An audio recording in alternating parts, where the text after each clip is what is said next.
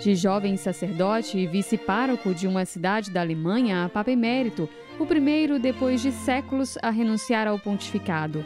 Me Ministerio Episcopi Romae, successore Sancti Petri, mi permanens cardinalium, die 11 aprilis bis millesimo quinto commissum, renunciare ita da die. Mas entre uma missão e outra, um longo caminho, uma vida marcada por desafios. E é justamente este o tema do livro do jornalista Luca Caruso. Ele trabalha na Fundação Joseph Ratzinger e publicou nesta semana uma biografia do Papa Bento, em que lê os fatos a partir dos desafios enfrentados por Ratzinger. Quello di raccontare tutta la sua vita, una vita lunga, intensa, che ha attraversato le principali dinamiche storiche del Novecento, penso alla Seconda Guerra Mondiale. O livro tem como objetivo contar a história de Bento, uma vida longa, intensa, que atravessou as principais dinâmicas históricas do século XX, como a Segunda Guerra Mundial, o paganismo, o relativismo, a reforma da Igreja com o Concílio Vaticano II, o longo pontificado de João Paulo II. E o livro procura contar a vida de Bento através destes desafios que ele precisou enfrentar, porque eles colaboraram no surgimento deste homem simples, animado por uma fé profundíssima e um abandono confiante àquela que sente ser a vontade de Deus em sua vida. Em meio a tudo isso, a busca pela verdade de Deus deu a Bento XVI a coragem de sustentar as lutas que foram colocadas diante dele. Posto totalmente e che gli ha dato il coraggio appunto di sostenere la lotta contro le sfide che gli si sono poste innanzi. Com apenas um ano de sacerdócio, Joseph Ratzinger foi chamado para ser professor de filosofia. 10 anos depois foi convocado para ser consultor teológico durante o Concílio Vaticano II.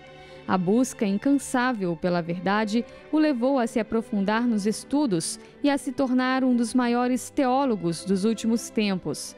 Ratzinger tinha 26 anos de sacerdócio quando foi ordenado bispo e, como lema, escolheu Cooperador da Verdade, num desejo de seguir no episcopado com o mesmo inquieto coração de estudioso e professor. Certamente, ricordiamo anche il suo motto episcopale che è Cooperatores Veritatis. Joseph Ratzinger se sentiu sempre responsável, não diante dos homens, mas diante de Deus.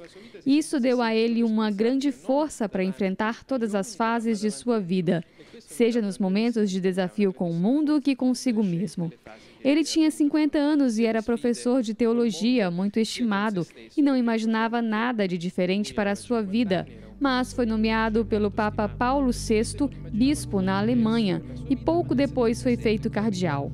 E sua vida mudou radicalmente. Depois, em 1981, o Papa João Paulo II chamou para Roma para ser prefeito da Congregação para a Doutrina da Fé. E quando pensava ter chegado o momento de se aposentar, de voltar finalmente aos seus amados livros e estudo, os cardeais viram nele um guia seguro a quem confiar o barco de Pedro e o elegeram como o sucessor de João Paulo II.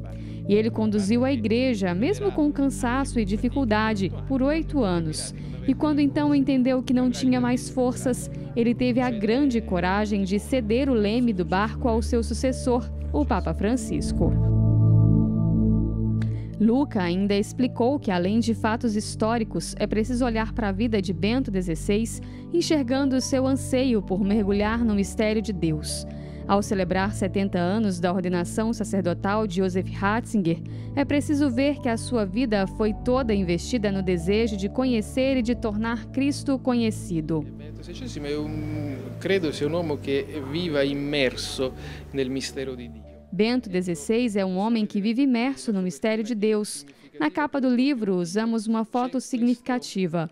Por um lado, mostra o Papa na tentativa de descobrir a cruz, de entrar no mistério de Deus e de falar deste mistério, inclusive através de seus livros. Ele encontrou o tesouro e quis anunciá-lo com todas as forças aos seus irmãos. Mas, por outro lado, tem também a cruz, que é um peso e precisa ser sustentada com força e com coragem, algo que ele faz há 70 anos. Ser sacerdote para sempre, este é o seu testemunho e que até hoje o comunica ao mundo. Ecco, lui è diventato prete per sempre e questa è la sua testimonianza che ancora oggi comunica al mondo.